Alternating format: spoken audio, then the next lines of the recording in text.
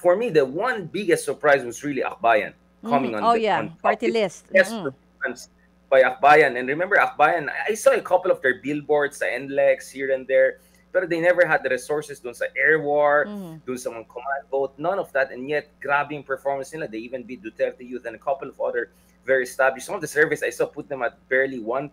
Now they're at 6, 7, 8%. So the Akbayan one was a big surprise. I would say pleasant surprise for a lot of people who didn't see the chance for the mga candidates na yan. So in the next Congress, you're going to have Chel Jokno, you're going to have Percy Sendanya, who sponsored the first impeachment. But importantly, nakapasok din ng ML. De Lima, yes. Liberal. Oo. So, what is the relevance of that? Because I won't be surprised. Chel Jokno and De Lima could be part of the prosecution team, maybe with Congressman Luis Tre, etc., if sakali mangyayari yung trial. The reason sinasabi ko if sakali mangyayari is because 5 Duterte-aligned ang mukhang pumapasok ngayon sa susunod na Senado.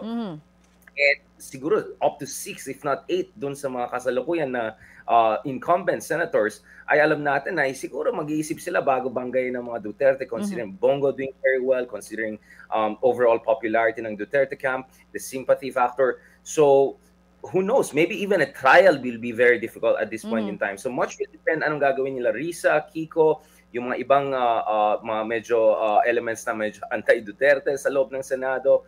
And of course, ano din ang gagawin ng Kongreso. So I think mahalaga na magkakaroon ng grand coalition. So I think if magkakaroon ng grand coalition ng admin and some of these progressive liberal candidates, then maybe something will happen. But if basically each one is to his own, baka trial nga, baka hindi mangyari.